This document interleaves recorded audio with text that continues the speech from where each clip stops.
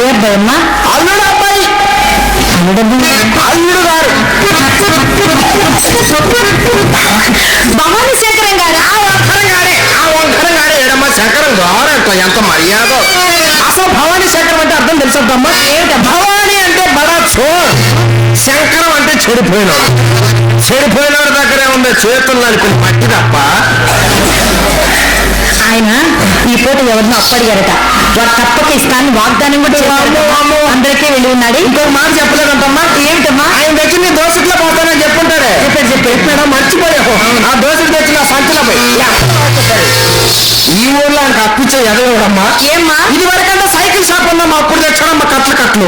ఈ సంగతి బాకీ వాళ్ళు తెలిసిన వచ్చారు తలా ఒక సైకిల్ తీసుకుపోయారు. ఇప్పుడు దాని తాలూకు ఒకే ఒక వస్తువు మిగిలితే చేత పట్టుకొని తిరుగుతున్నాడు. ఏమిటమ్మా అది? గాలి కొట్టే పంపుతో మనకి ఏమిటమ్మా పని? పెద్దవాళ్ళు నువ్వునా చిన్న చిత్రపోయినా దాని వల్ల డబ్బులు అడగట. ఇదే కాదు వీడి పని అంతా. నీ వాడు వచ్చి వెళ్ళిపోతుంది దానికి. వాడు మహామాంత్రికుడు మాయగాడు. వాడు వచ్చే కళ్ళబల్లి మాటలు చెప్పగానే కళ్ళు మూసుకుంటూ వెళ్ళప్పుడు వాడు వచ్చిన పని కాస్త కాసేసుకుని చెప్పకుండా చక్కబోతాడు. చేసి నా కడుపును ముట్టే కానీ అన్ని తండ్రి పోలికలు తండ్రి పుట్టులు అవతల బాగు నాకు అనిపించి మాకు అవతలకు బావే. అమ్మా మళ్ళీ తండ్రి పోలిక. అమ్మా నేను మాట్లాడుతాను చెప్తావా? చెప్పాను. మన వ్యాపారానికి సంబంధించిన లక్ష్యానికి చెప్తా. వ్యాపారం కాదులేవే, నా పుట్టుకు రహస్యం చెప్పు. మస్తాన్ రెడ్డి గారు ద్వారనాల వాస్తవులు నన్ను ఆశీర్వదిస్తూ అభిమానిస్తూ ఒక 50 రూపాయలు బహుకరించారు. వాళ్ళు ఎల్లవేళ సర్వేశ్వరుడు కళామ తల్లి అష్టైశ్వర భోగభాగ్యాలు ప్రసాదించి వారికి మంచి భవిష్యత్తును ఇవ్వాలని ప్రార్థిస్తున్నాను.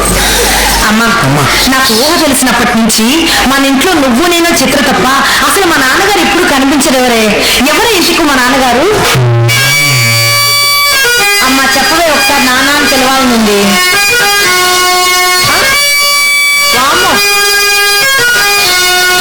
అమ్మా ఏడుస్తున్నావు ఎందుకే?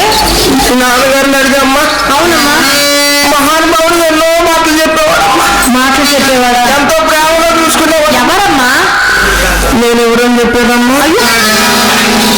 అదేమిటమ్మా? నువ్వు నా కడుపులు పడ్డప్పుడు 10-15 మంది తిరుగుతూ ఉండేవాళ్ళమ్మా లైన్ లో. అమ్మా అయితే ఈ ఊర్లో ఒక ఆయన మాత్రం గుర్తున్నాడమ్మా. ఎవరమ్మా? బత్తిన సుబ్బారావు అని. మా నాన్నగారమ్మా? బత్తిన సుబ్బారావు అని ఈనాడు ఆఫీసులో పని చేస్తాడు. నా గురించి బ్రహ్మాండంగా రాశాడు. ఆయనే మీ నాన్నగారు. తెలవద్దా? ఆయనే ఉదయం వస్తాడు, రాత్రికి వచ్చాయని ఇంకొక ఆయన ఉన్నాడమ్మా. ఈయన మా నాన్నగారేనా? ఓపూరి శ్రీనివాసరావు అని ఆయన కూడా ఇంకొక ఆయన ఉన్నాడు. ఈయన మా నాన్నగారే. నేను ఎవరని చెప్పేదమ్మా అంతా నువ్వు ఎక్కడ పడి అక్కడ అడుగుతావు. ఏమిటమ్మా? ఈ ఊళ్ళో అసలు సంగతి మర్చిపోయాను. ఏమిటో? పెద్ద శక్తిగా లేరు. అసలు వాడి సంగతి మనకెందుకే, ఆ తర్వాత చదువుతాడు. భావాయిని ఎంతతో ఈడ్చి భార్యమ్మని నీకు ఎన్నిసార్లు చెప్పానే. అమ్మా నువ్వు చెప్పావులేవే, నీ సత్తా నేను ఎరుగుతుండే. నేను తప్పితే నువ్వే సెక్రటరీ మాన్యాలు పట్టించేలా ఉన్నావు. ఏమని చదువుతావు వాడికి? ఏం చెప్పమంటావు? ఏమని భవానీ శేఖర్ గారు డబ్బులుంటే లోపలికి డబ్బులు లేకపోతే బయటికి పోండి. అదే కదా నేను చెప్తానులేమ్మా. ఒకసారి నా కోసం చెప్పమ్మా. ఏమండి శంకరం గారు? డబ్బులుంటే మీ ఇంటికి పోండి, లేకపోతే మా ఇంటికి. డబ్బులుంటే వాళ్ళ ఇంటికి పోమంటుందంట, డబ్బులు లేకపోతే ఇట్లా రమ్మంటుందంట. డబ్బులు లేనాడు మనకు దేనికి ఎట్లా వింటున్నామమ్మా తల్లి? ఇప్పుడు కరెక్ట్ చెప్తా. సరిగ్గా చెప్పు. ఏమండి శంకరం గారు? అక్కడ దాకా లేదమ్మా. డబ్బులుంటే మా ఇంటికి రండి, లేకపోతే మీ ఇంటికి. మా అమ్మ చెప్పమంది అని చెప్తా. నేను చెప్పను చదువుతా. అంటే నువ్వు చెప్పు అన్నమాట. అంతేనమ్మా. కడుపులో నేను మాత్రం కౌగులు ఇచ్చుకుంటే మాత్రం వచ్చింది అట్లమ్మా. డబ్బులు లేనాడు మనకు దేనికమ్మా. అసలు ఈ సంగతి అంతా కాదు. ఈ ఊళ్ళో పెద్ద శెట్టి గారు లేరంటమ్మా. పోయారా? అయ్యో ఆయన బాగుంటాయి. ఆయన కొడుకు సుబ్బశెట్టి గారు. ఈయన పోయారా? ఈయన బాబు అయినా వీళ్ళందరూ పోయిన తర్వాత మనం ఉండి మాత్రం ఉపయోగం ఏముంటది. ఈ పొద్దు మన వీధి వైపు వచ్చి మన ఇంటి వైపు అదే పనిగా చూస్తున్నాడమ్మా. ఏమైనా రోగం? ఎలా చూస్తున్నాడు అనుకుంటున్నావు? మామిడి చెట్టు వైపు మనకు చూస్తున్నాడే. తినేవాడికని తిండి నేను చూసేటట్టు ఇలా చూస్తున్నాడు. అదే మరి మన ఇంటికి వచ్చే ఉన్న అందరికి ఏ రోగం వచ్చిందో వీడికి అదే రోగం అమ్మా. ఏం రోగం? వలపు రోగం అమ్మా. వలపు రోగం చదువుతున్నారు. నిర్మాణ రోగంలో వినమ్మా. వలపు రోగము పుట్టని వాడు అమ్మాయి వలపు రోగము పుట్టని వాడు సాలెవాడకే రాడు. వచ్చాడే అనుకో. వచ్చపో వాని ఇంటి వంట కన్న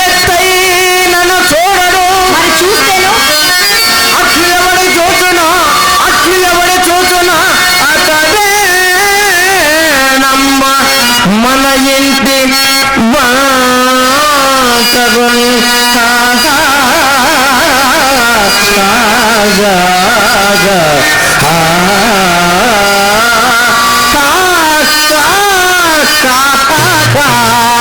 పంతో తగులే బామని పంతో తగులే చింతామణి పంతో తగులే బామని పంతో తగులే చింతామణి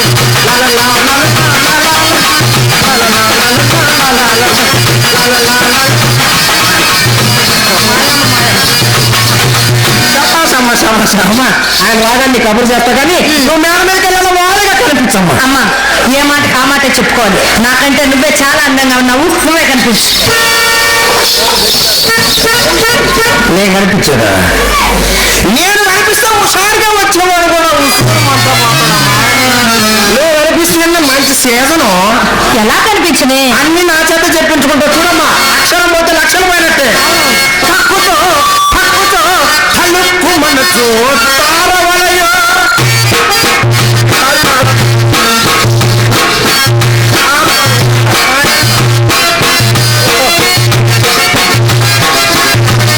కృష్ణ భగవాన్ ఎన్ని లగ్నం చేశాని నన్నట్టే బలవంత పెట్టకమ్మా.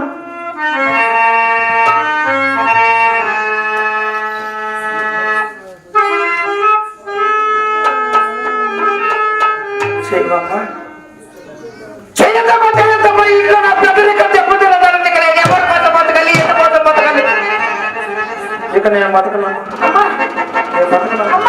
నేను చచ్చిపోతానమ్మా.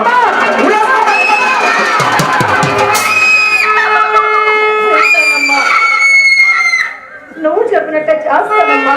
ఎంతో కదమ్మా, వింటానమ్మా. కూతురంటే ఎంత ప్రేమ అండి.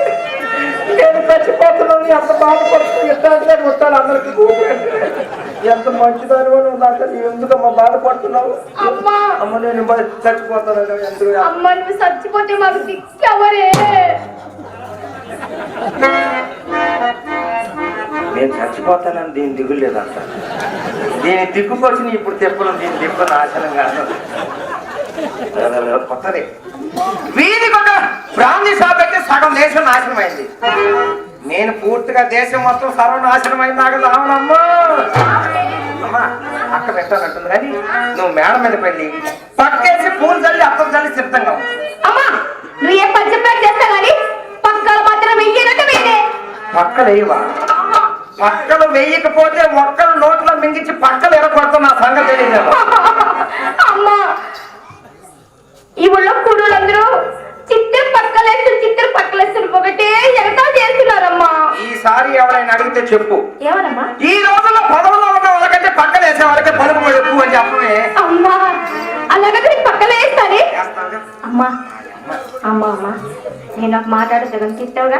ఇందాక అక్క ఒక మాట అడిగింది సగం పోయింది. ఇప్పుడు నువ్వేమడుగుతావు తల్లి? నన్ను కొట్టకూడదే. వ్యాపారానికి సంబంధించిన 1,00,000 అడుగు. అమ్మా మన ఇంటికి ఎవరు వచ్చి నేను వచ్చిన నిన్ను అక్కని అడుగుతున్నారు కానీ మా నన్ను ఏంటమ్మా ఒక్కళ్ళు కూడా అడుగుతున్నారు. నా చిన్న పెద్ద కూడా లైన్ లోకి వచ్చింది. నాకు దిగలేదు. నేను చచ్చిపోయినా దిగలేదు. ఇదేమిటన్నా నా బుద్ధులు నా బాధ్యతలు ఎవరికి రావట్లేదని భయపడ్డాను, బాధపడ్డాను. నా చిన్నపిల్ల మాత్రం నా పేరు నిలబెట్టింది. అయినా ఇప్పుడు వద్దులేమ్మా. కొత్త పిల్లలు చిన్న పిల్లలు ఎట్లే ఉంటుంది కొత్త పొరపాటు. రేపు పడే పాట ఉంటుంది చూడు. రేపు పడే పాట బరువు బాధ్యతలు పెరుగుతాయి. నువ్వు ఇప్పుడు మహిళలే కానీ రేపు ఆషాఢం అయిన తర్వాత అక్కని హైదరాబాద్ పంపిస్తా. అక్క దగ్గరికి వచ్చేవాళ్ళని నా దగ్గరికి వచ్చేవాళ్ళని నీ దగ్గరికి పంపిస్తా. కానీ ఖాతాలు ఏర్పాటు చేసుకొని కమ్మగా బతకచ్చు. అమ్మా ఖాతాలంటే ఏమిటి? ఖాతాలంటే తెలియదంటమ్మా. తెలియదమ్మా. ఖాతాలంటే మన దగ్గర డబ్బులు ఉన్నా లేకపోయినా ఒకే కొట్టు దగ్గరికి వెళ్ళి సరుకులు తెచ్చుకొని మన దగ్గర డబ్బులు ఉన్నప్పుడు తిరిగి చెల్లించడాన్ని ఖాతాలు అంటామమ్మా. అమ్మా అదే సెట్టెమ్మ కొట్లో మనం పెట్టుకుంటామే అయ్యి ఖాతాలంటే. ఆ ఖాతాలు ఏర్పాటు చేసుకున్న తర్వాత మన దగ్గరకు వచ్చే వాళ్ళని మనమంటే కొద్దిగా పిచ్చి కలిగించాలి. అమ్మా ఊరుకోవే, పిచ్చి అలా కలుగుతుంది. పిచ్చి ఊరకనే కలగదు. మరి ఎలా? దానికి ఒక ప్రయోగం చేయాలి. ఏ విధంగా? నేను నేర్పిస్తాను కదా, నేర్చుకునేది. నేర్చుకుంటారా? ఇప్పుడు వద్దులే కానీ చాలా మంది జనం ఉన్నారు. అమ్మ చెప్పవే. అంత తొందర పడతావు నువ్వు మరి. అందుకే నన్ను ఇది అంత తొందర అందుకే 7 నెలల పుస్తకం బయటకు వచ్చింది.